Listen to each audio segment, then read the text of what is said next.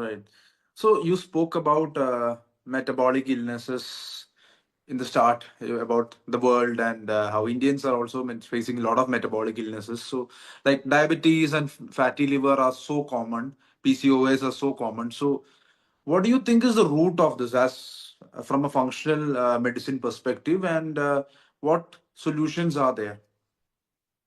Okay, I will give you a story of my recent patient who came to a conventional radiologist and they had checked their ultrasound and they had found out grade 1 fatty liver. And then they write down a grade 1 fatty liver in the report, and then doctor asked the patient, patient asked the doctor that what is a fatty liver? Oh, it's a normal. So should we consider this grade 1 fatty liver as a normal? Not at all. And not at all, right? And then patient, and if you check HbA1c, the HbA1c is 5.8, and then again they ask doctor, my HbA1c 5.8 is normal? Oh, it is normal. You don't have diabetes. So we are missing a one important part of healthcare system as a dysfunction. So our healthcare is focused on a disease. We are not really focusing on a dysfunction. And you know very well the dysfunction appears first, and then you start developing disease. Now you very well there you point out the metabolic syndrome. I will give some statistic for diabetes and hypertension and metabolic conditions. Now, if you look at the statistic, then you will surprise there 11% of Indian population right now having a diabetes. 11%. 15% of Indian population, they have a pre-diabetes. Now, if you combine diabetes and pre-diabetes, because pre-diabetes, they are on a way to develop a diabetes. So we can consider the entire health and disease as a continuum. So we can understand that 15% of Indian patients right now, they have a pre-diabetes. In other sense, they are on the way to develop a diabetes, and 11% already developed the diabetes. And many Now, don't even test. and nobody's looking at this data. And now if you look at the hypertension, do you know what is the number? You will surprised by looking at the number. WHO says in 2014, I don't have a recent data, they said that 24% of adult population, they have a hypertension. And 21% of female, they have hypertension. Now just imagine that 11%, 15%, and 24%, almost 50% of adult population right now, they have a metabolism.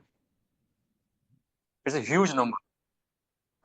So that's a very stressful data for us, right? So whatever we are doing last 20 years, we are treating a diabetes in conventional medicine, all the medicine. I'm not saying the conventional medicine, allopathic medicine, or Ayurvedic medicine, Ayurvedic medicine, but whatever the medicine we are doing this one, it is not solving the problem. So if our medicine is effective, then we should not have a problem. And if you look at the data, this all diseases are rising, the chronic conditions are rising. This means we are missing something. And I would like to ask you all who are here, what we are missing while we look at the conditions, while we look at the chronic conditions. And that's what we are missing is the root cause. What is the root cause? Our question should be focusing from not just focusing on our symptoms or treating a diabetes. Our goal is to how we can prevent this condition. What is the root cause of all these conditions? And that's how the functional medicine deal with. So yes, you are right. The metabolic conditions are very in a rise. And if you look at the connection of metabolic syndrome or metabolic conditions to other disease, and you can find out, yes, there is a connection with an low testosterone. Yes. Is there any connection with thyroid dysfunction? Yes, there is a connection. Is there any connection of diabetes with gut function? Yes, there is a connection. So body is not just working on isolation. So in conventional medicine, the primary difference is we look at the disease in isolation. Like we look at the liver disease, we look at the cardiac disease, we look at the ophthalmic disease, we look at the brain disease. And that approach is very important for acute conditions. But if we do that approach for treating a chronic condition, then we are missing something.